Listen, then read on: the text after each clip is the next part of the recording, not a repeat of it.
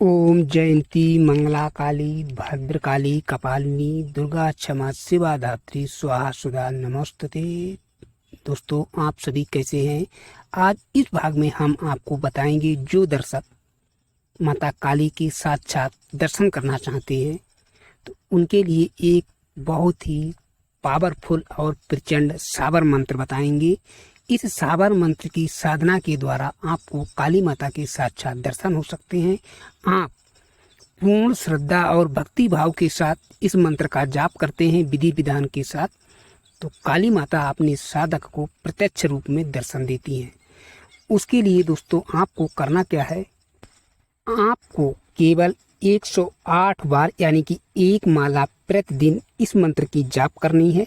और इसके लिए आपको जो साधना करते हैं तो साधना में नियम और विधि विधान के साथ साधना की जाती है।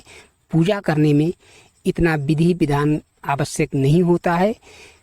उसके लिए साधना करने वाले व्यक्ति को सर्वप्रथम जिस स्थान पर बैठकर आप साधना करेंगी वह स्थान पूर्ण रूप से स्वच्छ और पवित्र कर लें। उसके साथ ही साधना करने के लिए आप जिस स्थान का चयन कर रहे हैं तो वह स्थान आपका एकांत होना चाहिए। आप किसी रूम के अंदर कर रहे हैं तो आप इस चीज़ का ध्यान रखें। आप जिस रूम में बैठकर साधना करना चाहते हैं तो उस रूम के अंदर अपने अलावा किसी दूसरे व्यक्ति को रूम के अंदर ना जाने दें, चाहे आपके बच्चे हों या आपकी पत्नी हो। यदि आपकी शादी नहीं हुई है, सिंगल रह रहे हैं, तो आप अन्य किसी दूसरे व्यक्ति को उस रूम के अंदर ना जाने दें। और साथ ही इस बात का आप विशेष ध्यान रखें कि आप जो साधना कर रहे हैं इस साधना के बारे में किसी दूसरे व्यक्ति से कोई भी बात नहीं करेंगे। केवल अपने गुरु के अतिरिक्त आपने अपने जीवन में गुरु धारण किया है तो आप साधना से संबंधित जो भी जानकारी है वह केवल आप अपने गुरु से ही बात करें। दूसरे अन्य किसी व्यक्ति को साधना के बारे में नहीं बताना है।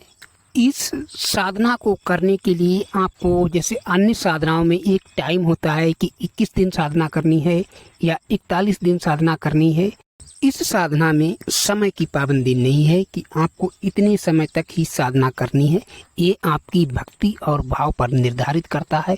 जितनी ही ज़्यादा आपका अटूट विश्वास होगा, आपकी श्रद्धा होगी, उतनी ही जल्दी माता रानी साधक को दर्शन देती हैं। और इसके लिए आपको जिस स्थान पर साधना करते हैं उस स्थान को पूर्ण रूप से स्वच्छ करें और उसके साथ आपको एक लाल रंग का ऊनी कंबल लेना है। उस कंबल के ऊपर बैठकर साधना करनी है। और इसके साथ ही आप अपने शरीर, वस्त्र, वाणी को स्वच्छ रखें।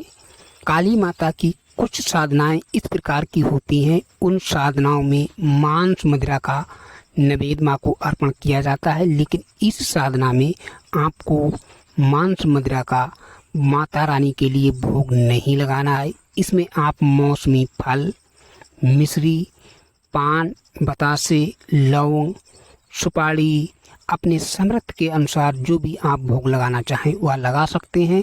और दीपक में आपको सरसों के तेल का दीपक जलाना है, धूप जलानी है। पूजा के लिए यदि आपको गुड़हल के फूल मिल जाए तो सबसे सर्वश्रेष्ठ हैं। यदि आपको गुड़हल के पुष्प नहीं मिल सकते हैं तो गुलाब या अन्य कोई भी लाल रंग के सुगंधित पुष्प आप पूजा में अर्पण कर सकते हैं। जितने दिवस आप साधना करते हैं तो अधिक से अधिक समय के लिए आप अपने सिर को ढककर रखने की कोशिश करें। यदि आप दिन में नहीं ढक सकते हैं तो पूजा करते समय आपका सिर नंगा नहीं होना चाहिए। सिर के ऊपर कोई वस्त्र अवश्य रखें, उसके बाद ही साधना करें। जितने दिन आप साधना करते हैं उतने समय के लिए आप जिन बर्तनों में भोजन ग्रहण करेंगे उन बर्तनों को स्वयं ही साफ करेंगे। और इसके साथ ही जाप काल में भोग सामग्री, फल फूल, मिठाई ताज़े होने चाहिए।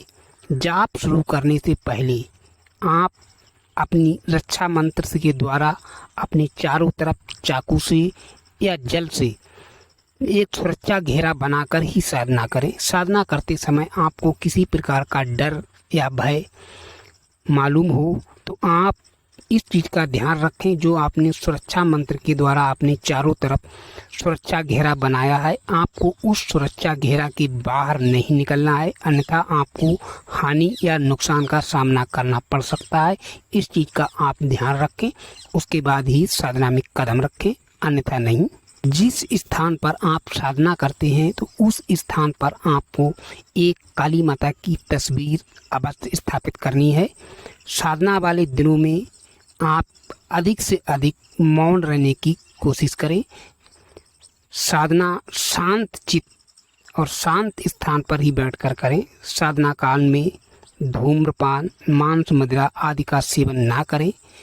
साधना काल के दौरान आप झूठ का त्याग अवश्य करें। लड़ाई, झगड़ा, क्रोध और चिंता आदि से बचें।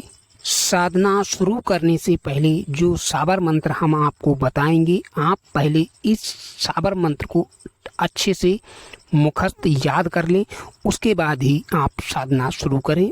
उससे पहले नहीं, साधना काल के समय आप इस चीज़ का विशेष ध्यान रखें। आप जिस समय साधना शुरू करते हैं तो साधना का समय वही रहना है, जैसे रात्रि 9 बजे के बाद या 10 बजे के बाद।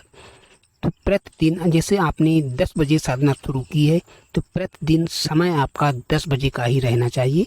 और आपको जितने मंत्र आप जाप करते हैं, एक माला, तो एक माला आपको प्रतिदिन जाप करनी है। आप यदि आपके पास समय है और आप फल जल्दी चाहते हैं तो आप एक माला के स्थान पर 3 माला का भी जाप कर सकते हैं। तो आप इस चीज़ का निर्धारण पहले से ही कर लें कि आप 3 माला प्रतिदिन जाप कर सकते हैं, तभी आप 3 माला का संकल्प लें, अन्यथा आप एक माला का संकल्प लें।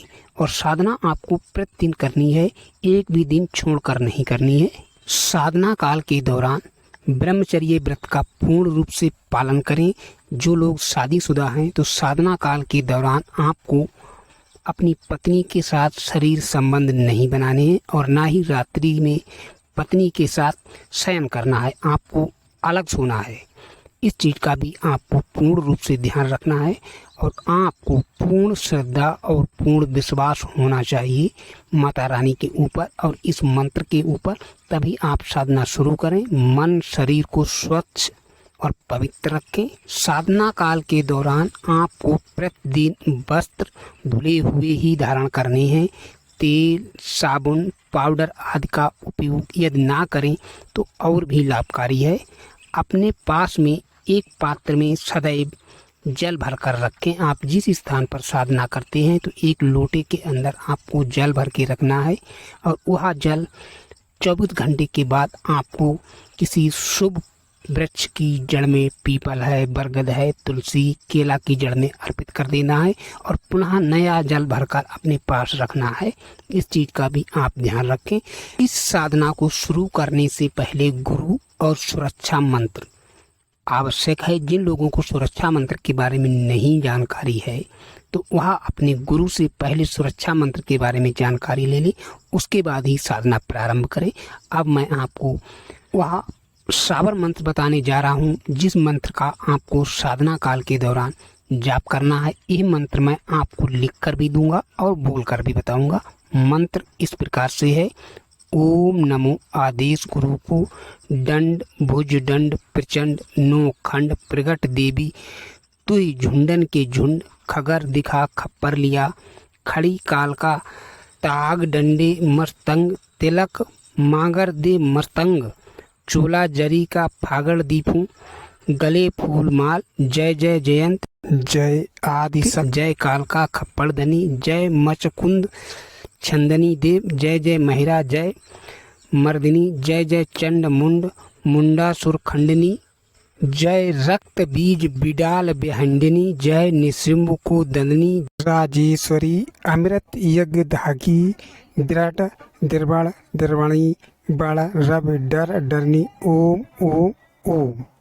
इस साबर मंत्र के द्वारा आपको साधना काल के दौरान इसी मंत्र का जाप करना है और ये साबर मंत्र है। साबर मंत्र स्वयं में ही सिद्ध होते हैं, लेकिन फिर भी आपको माता रानी के दर्शन प्राप्ति के लिए इस मंत्र का जाप करना होता है। साधना काल के दौरान जैसे ही माता आपको दर्शन दें तो आपको अपनी अनामिका उंगली से कुछ रक्त की बूंदें निकालकर माता रानी को अर्पण कर देनी है और माता रानी से वचन लेना है। 3 वचन देंगी, जब भी आप उन्हें बुलाएंगे वह हाजिर होंगी। माता रानी कभी आपको हानि नहीं पहुंचाएंगी और आप जो भी आप माता रानी को कार्य देंगे वह आपका कार्य करेंगी।